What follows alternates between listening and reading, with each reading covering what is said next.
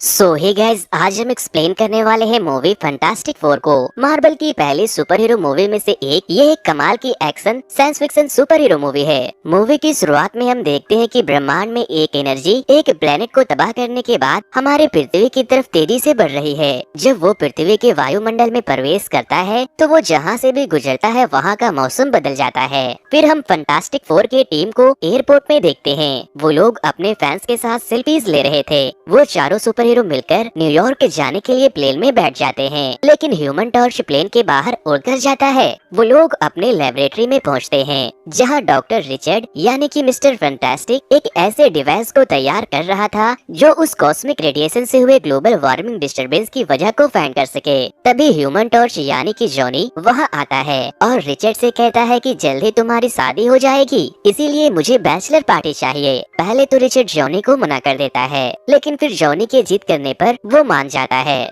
Doctor Richard की शादी Johnny की बहन सूजन से होने वाली थी और वो भी एक सुपर हीरो थी जिसे लोग इनविजिबल वुमेन भी कहते थे। फिर हमें एक बॉक्स में कैद एक मिस्टीरियस मैन को दिखाया जाता है। वो वहाँ से निकलकर अपने फेस में लगे एक लोहे के मास्क को निकलवाता है। वो लोग वहाँ खूब एंजॉय करते हैं। डॉक्टर रिचर्ड पार्टी में वहाँ के लड़कियों को बिग बैंग की कहानियाँ बताता है और फिर उनके साथ अपने लंबे लंबे हाथों को फैलाकर खूब डांस करता है। बेन यानी कि द थिंग और फैंटास्टिक फोर का चौथा मेंबर भी बैचलर पार्टी में खूब एंजॉय करता है और वो बहुत सी दारू पीने के बाद एक लंबी ढिकार मारता है। लेकिन तभी रिचर्ड की होने वाली वाइफ सूजन जनरल हेगर के साथ वहाँ आती है। सूजन कहती है कि तुम यहाँ उन लड़कियों के साथ क्या कर रहे थे। वो बताता है कि मैं तो बस उन्हें बिग बैंग की कहानियाँ सुना रहा था। जनरल हेगर उन्हें उस एनर्जी की सैटेलाइट फुटेज दिखाने के बाद उनसे उसके बारे में पूछते हैं। वो उन्हें जमीन में एक होल की तस्वीर भी दिखाते हैं। जनरल रिचर्ड को एक सेंसर बनाकर उसके एग्जैक्ट लोकेशन को ट्रेस करने को कहते हैं, लेकिन रिचर्ड कहता है कि मेरे पास टाइम नहीं है क्योंकि सैटरडे को मेरी शादी होने वाली है। जनरल कहते हैं कि देश को तुम्हारी जरूरत है, जिस पर रिचर्ड कहता है कि आप प्रोफेसर जेफ बिजनोर के पास जाएं, इस काम में वो आपकी मदद जरूर करेंगे। इधर जॉनी जनरल हेगर के साथ आई एक लड़की से फ्लर्ट कर रहा था, लेकिन वो उसकी बेइज्जती करके वहाँ से चली जाती है। फिर हम देखते हैं कि डॉक्टर रिचर्ड उस सेंसर को तैयार कर रहे थे और तभी बेन वहाँ आकर उन्हें देख लेता है, जिस पर रिचर्ड कहता है कि प्लीज सूजन और जॉनी को इसके बारे में मत बताना। लेकिन तभी जॉनी भी वहाँ आकर उनके बातों को सुन लेता है और कहता है अगर सू को ये बात पता चल गया तो तुम्हारे अखरोट पर तुम्हें इनविजिबल किक पड़ेंगे। फिर बेन जॉनी को सूजन को ये बात बताने से मना करता है। मिस्टर फैंटास्टिक और इनविजिबल वुमेन की शादी की खबर पूरे मीडिया में ट्रेंडिंग पर थी, इसीलिए उनके बहुत से चाहने वाले उन्हें देखने और उनके शादी को अटेंड करने आए थे। जॉनी शादी में अपनी गर्लफ्रेंड को भी लेकर आता है, जहाँ एक रिपोर्टर उससे पूछती है कि ह्यूमन टॉर्च ने तुम्हें डेट पर क्या गिफ्ट दिया था, तो वो उससे कहती है कि फायर प्रूफ लिंगरी। सारे लोग शादी में पहुंच गए थे, लेकिन रिचर्ड अभी भी अपने काम में लगा था। तभी बेन उसे वहाँ से उसे ले जाने आता है और रिचर्ड अपने शादी की खुशी में पिघलने लगता है। फिर हम देखते हैं कि वो मिस्टीरियस आदमी रिचर्ड के बनाए सैटेलाइट के सिस्टम को हैक करके उस एनर्जी पर नजर रख रहा था। इधर बेन को उसकी वाइफ तैयार करती है और वो सारे मिलकर शादी में पहुँच जाते हैं। लेकिन तभी रिचर्ड को कंटिन्यूअसली उसके मोबाइल पर अलर्ट मैसेजेस आने लगते हैं, इसीलिए वो फादर से जल्द शादी की रस्म को पूरा करने को कहता है और तभी उस जगह से उस एनर्जी के गुजरने की वजह से सारे इलेक्ट्रॉनिक्स गैजेट्स फेल हो जाते हैं, जिस वजह से सिक्योरिटी के लिए आया एक हेलीकॉप्टर अनबैलेंस होकर वहां बैठी भीड़ की तरफ बढ़ने लगता है। रिचर्ड काफी सारे लोगों को अपने हाथ लंबे करके खींच लेता है और सूजन हेलीकॉप्टर के डायरेक्शन को बदलने लगती है और एट द एंड बेन आकर उस हेलीकॉप्टर के विंग्स को पकड़ लेता है। जॉनी उस एनर्जी के पीछे जाता है और फिर वो एनर्जी एक सिल्वर कलर के क्रिएचर में बदल जाता है, जिसके पास एक फ्लाइंग सर्फ बोर्ड था और वो किसी भी चीज के आर पार जा सकता था।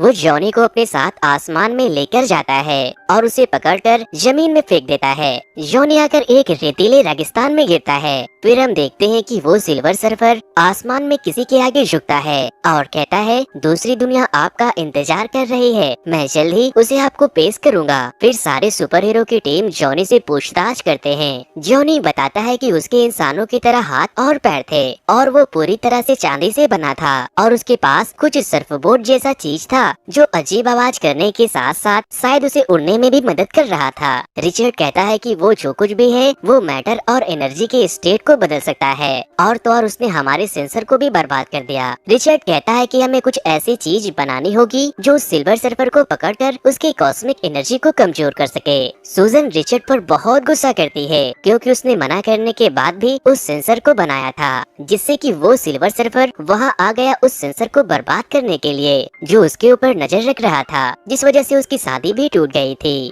फिर हम देखते हैं कि जब सूजन जॉनी को छूती है तो जॉनी का सुपर नेचुरल पावर सूजन में और सूजन का सुपर नेचुरल पावर जॉनी में एक्सचेंज हो जाता है। सूजन बहुत घबरा जाती है और फिर जब जॉनी दोबारा सूजन को छूता है तो वो दोनों वापस से नॉर्मल हो जाते हैं। रिचर्ड उसे बताता है कि सिल्वर सर्फर के तुम्हें छूने से तुम्हारे अंदर किसी भी शक्ति को बदलने की पावर आ गई है, जिसके बाद बेन जानबूझकर जॉनी को छूता है ताकि वो नॉर्मल हो सके, और वो नॉर्मल हो जाता है। लेकिन फिर जॉनी उसे वापस से छूकर उसे पहले जैसा कर देता है। अब हम उस मिस्टीरियस मैन को देखते हैं। वो सिल्वर सर्फर से मिलने जाता है और वो उससे कहता है कि अगर हम दोनों मिल जाए तो हम दोनों साथ मिलकर तबाही मचाएंगे। सिल्वर सर्फर उसकी बातों को सुनने के बाद वहाँ से जाने लगता है, लेकिन वो मिस्टीरियस मैन उसके ऊपर हमला कर देता है और फिर सिल्वर सर्फर भी उसके ऊपर अटैक करता है, जिससे वो दूर जाकर गिरता है।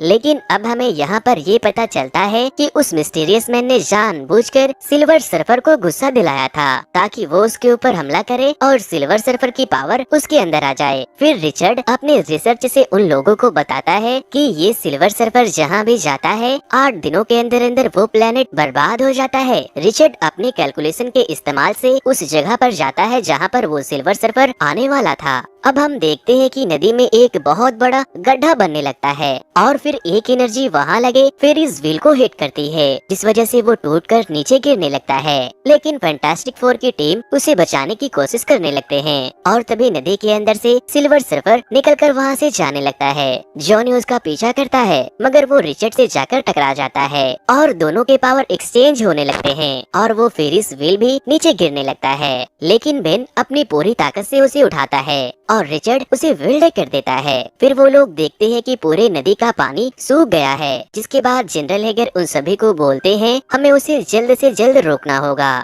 और फिर तभी वो वहाँ विक्टर को बुलाते हैं। विक्टर वही मिस्टीरियस मैन है जिसे हमने पहले भी देखा था। फैंटास्टिक फोर की टीम उसे देखकर हैरान हो जाते हैं क्योंकि उसे फैंटास्टिक फोर की टीम ने बहुत पहले ही मार दिया था। बेन गुस्से में उसके ऊपर हमला कर देता है और फिर विक्टर और जनरल हेगर के कहने पर वो उसे छोड़ देता है। जनरल हेगर फैंटास्टिक फोर के टीम से कहते हैं कि हमें इसकी बहुत जरूरत पड़ने वाली है। रिचर्ड कहता है कि ये धोखेबाज है, ये फिर से हमें धोखा दे सकता है। विक्टर उन्हें बताता है कि मेरे पास उसे मारने का पूरा प्लान है। वो उसे अपने ऊपर हुए अटैक का वीडियो दिखाता है जहां वो लोग नोटिस करते हैं कि सिल्वर सर्फर को पावर उसके बोट से मिल रही है। इसीलिए वो लोग डिसाइड करते हैं कि हम लोग उसे बोट से अलग करके उसे कमजोर कर देंगे। फिर रिचर्ड उसके पल्स को मेजर करने के लिए एक इलेक्ट्रोमैग्नेटिक फील्ड को क्रिएट करने वाली टेक्नोलॉजी बनाता है जो उसे उसके बोट से अलग कर सकता था। फिर हम देखते हैं कि जॉनी सावर लेकर बाहर आता है तो वही फीमेल ऑफिसर उसे बुलाने आती है, जिससे विक्टर ने पहले भी फ्लर्ट करने की कोशिश की थी और इस बार भी वो उसकी बातों को सुनने के बाद वहाँ से चली जाती है।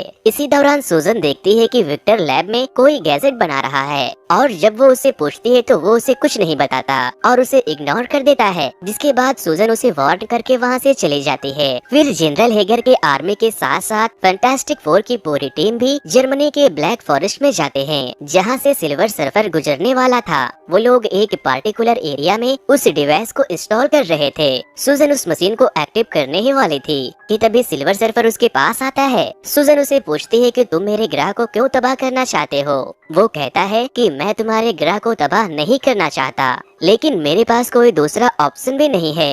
और तभी जनरल हेगर उसके ऊपर अटैक करने लगते हैं, लेकिन वो सिल्वर सर्फर सूजन को मिसाइल से बचाकर वहाँ से भागने लगता है और फिर रिचर्ड मशीन के फील्ड को ऑन कर देता है और वो सिल्वर सर्फर कमजोर होकर अपने बोट से नीचे गिर जाता है, जिसके बाद जनरल हेगर उसे और उसके बोट को अपने कब्जे में ले लेते हैं। रिचर्ड उससे बात करना चाहता था, लेकिन जनरल हेगर उसे सिल्वर सर्फर से बातें नहीं करने देते। बोट से अलग होने के बाद सिल्वर सर्फर ब्लैक हो चुका था और फिर जनरल हेगर के लोग उसे बहुत टॉर्चर करते हैं। जब जनरल हेगर के लोग वहाँ से बाहर जाते हैं तो सूजन उससे मिलने आती है। वो उससे कहती है कि मैं तुम्हें यहाँ से बाहर निकलने में मदद करूंगी, लेकिन उससे पहले तुम्हें मेरे सवालों का जवाब देना होगा। वो पूछती है तुम्हारा नाम क्या है, आखिर वो कौन है जो तुम्हारे जरिए हमारे ग्रह को तबाह करना चाहते हैं। वो कहता है कि मैं जिसकी सेवा कर रहा हूँ उसे हमारे लोग गैलेक्टस कहते हैं और उसे जिंदा रहने के लिए एनर्जी की जरूरत पड़ती है जो कि उसे दूसरे प्लेनेट से मिलती है। सूजन कहती है कि आखिर तुम इतने बेगुनाह लोगों को मरने कैसे दे सकते हो, जिस पर वो कहता है कि अगर मैंने ऐसा नहीं किया तो वो मेरी दुनिया के साथ साथ उसे भी तबाह कर देगा जिसे मैं प्यार करता हूँ। सूजन उससे ये भी पूछती है कि तुमने मुझे मिसाइल से बचाने की कोशिश क्यों की थी, जिस पर वो कहता है कि तुम मुझे उसकी याद दिलाती हो।